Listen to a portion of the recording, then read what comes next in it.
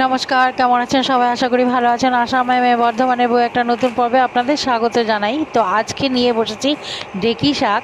হয়তো অনেকে চেনেন, অনেকে চেনেন না, হয় সেই জন্য ঢেঁকি শাকটা আজকে আমি রান্না করব। তো ঢেঁকি শাকটা তবে একটা, এই শাকটার অনেক অনেক গুণ আছে, অনেক মানে উপকারিতা। তো এই শাকটা এখানে পাওয়া যায় না। তো ঢেঁকি শাক এরা আনা হয়েছে সেই কোচবিহার থেকে। আগেই বলেছি, লতিও এনেছিল আমার মেয়ের বান্ধবী একজন। তো আরেকজন নিয়েছিল ঢেঁকি শাক, ওরা বাড়ি গেছিলো তখন অনেক জিনিস এনেছিল, সেটা আপনাদেরকে আস্তে আস্তে দেখাবো। তো ঢেঁকি শাকটা গুণগুলো কিছু বলেনি, কারণ এই শাকটা এখানে পাওয়া যায় না, এটা একটু গ্রামের দিকেই পাওয়া যায়। আর এর কিন্তু ডাঁটাগুলোকে ফেলে দিতে হয়, মাথার দিকটা যে মোড়ানো অংশ থাকে সেটাকেই, কচি অংশটা যতটা কচি অংশ থাকে সেটাকেই নিতে হয়, আর খুব ঝিরঝিরি করে কাটতে হয়। তো আর এই যেই দিকটা অংশটা নরম সেটাকেই করতে হয়, এই যে এরকমভাবে কেটে নিতে হয়। আর তারপরে ছোট ছোট করে, অনেকে এইরকম দেখুন কত নরম, তো এইরকমভাবে ছোট ছোট করে কেটে নিতে হয়। আজকে আমি বানাচ্ছি আলু দিয়ে, তবে এটাকে নানা অন্য কিছু দিয়েও, ডাল দিয়েও বানানো যায়। তো ডাল দিয়ে আরেকদিন শেয়ার করব। এতগুলো শাক তো খাইনি, কিছুটা কেটেছি আর কিছুটা রেখে দিয়েছি। তো আজকে আমি আলু দিয়ে করছি, আর কড়াইতে তেল দিয়ে দিয়েছি, আর আলুটাকে লাল লাল করে ভেজে নেব। আর তারপর আলুটাকে ভাজা হয়ে গেলে, তো এই বেগুনটা আমার বাড়ির থেকে আনা হয়েছিল, তো এটাও আমি, ছোট্ট একটা বেগুন, তো এটাও আমি দিয়ে দিচ্ছি। আর দেখুন আলুটাকে আমার লাল লাল করে ভাজা হয়ে গেছে। এবার বেগুনটাকে দেব, বেগুনটাকে দিয়েও আমি আর একটু ভেজে নেব। আর তারপর বেগুনটাও ভাজা হয়ে গেছে, তো এবার আমি আলুটা আর বেগুনটা তুলে নিচ্ছি। আলু যেটা ভাজা হয়ে গেছে, তো এটা আমি তুলে নিচ্ছি এবার। তো আর একটু তেল দিলাম, তেল দিয়ে এবার আমি শাকগুলোকে দিয়ে দেবো। তো ফোড়নে আমি দিয়েছি শুকনো লঙ্কা, একটা শুকনো লঙ্কা ছিঁড়ে দিয়েছি, আর এই সামান্য একটু কালো জিরে দিয়েছি। এই হলো শাকের ফোড়ন। তো দিয়ে এবার আমি ভালো করে নেড়ে চেড়ে নিচ্ছি। একটু যখন ইয়ে হয়ে গেছে, ফোড়নটা ভাজা ভাজা হয়ে গেছে, তখন দিয়ে দিচ্ছি আমি শাকটা।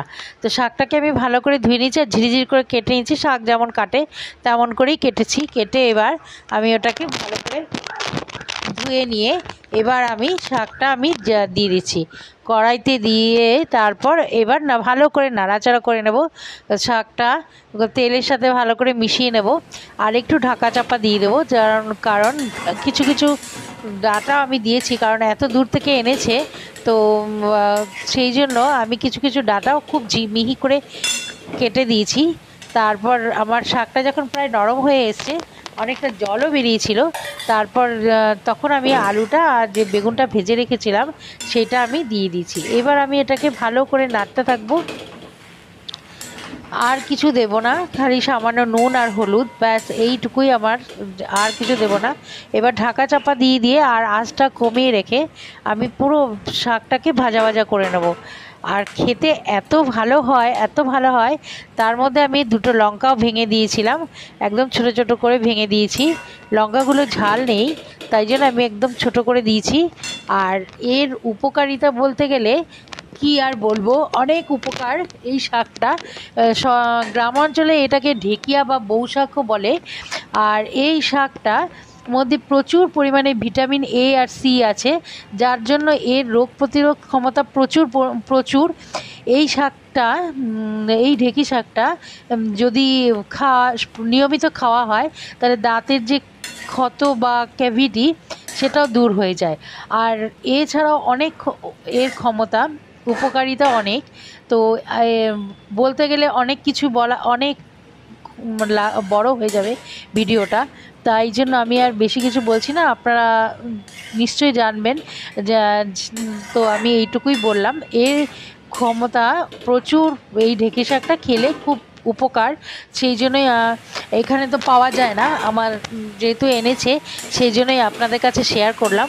তো এই আমার হয়ে গেছে মোটামুটি ঢেঁকি শাকটা, জলটা শুকিয়ে গেছে, আর একদম পুরো আমি ভাজা ভাজা করে নিয়েছি। আলুটা আমার সেদ্ধ হয়ে গেছে, আর বেগুনটা তো সামান্য, বেগুন তো ছোট একটা দিয়েছি, ওটা পুরো প্রায় মিশেই গেছে। খেতে এত ভালো হয়েছে কি বলবো। আমার তো বন্ধুরা, আমার ঢেঁকি শাকের রান্নাটা প্রায় কমপ্লিট হয়ে গেছে। আর একটু সামান্যভাবে নাড়াচাড়া করলেই খুব সুন্দরভাবে হয়ে যাবে। তো এই হলো আমার আজকে ঢেঁকি শাক রেসিপি। আপনাদের যদি ভালো লাগে অবশ্যই লাইক করবেন, শেয়ার করবেন। এতে আপনাদের কোনো মানে খরচা হবে না। লাইক করে আমাকে উৎসাহিত করবেন আশা করি। আমি ভিডিওগুলো যেগুলো করছি সেগুলো আপনাদের লাইক বা শেয়ারে আমার আরও নিত্য নতুন ভিডিও আমার বানানোর ইচ্ছা হয়, উৎসাহিত হই আর কি। সেটা আপনার বুঝতেই পারছেন। আর দেখতে পাচ্ছেন এখন শাকটা আমার হয়ে গেছে, অনেকটাই মানে নরম হয়ে গেছে। আর এই হলো আমার ঢেঁকি শাক রান্না। খুব ভালো লেগেছিল খেতে, খুব ভালো হয়েছিল। তো বন্ধুরা, এইভাবে আমি নতুন নতুন কোনো ভিডিও বানাচ্ছি, তো আপনাদের অবশ্যই আপনারা লাইক করে আমাকে উৎসাহিত করবেন। আর কিছু বলবো না, এখানকার মতো আজকের মতো এই পর্যন্তই। তো দেখা হবে আবার নেক্সট ভিডিওতে। ততক্ষণের জন্য সুস্থ থাকবেন সবাই, ভালো থাকবেন। আর আমার ভিডিওগুলো লাইক করে আমাকে উৎসাহিত করবেন।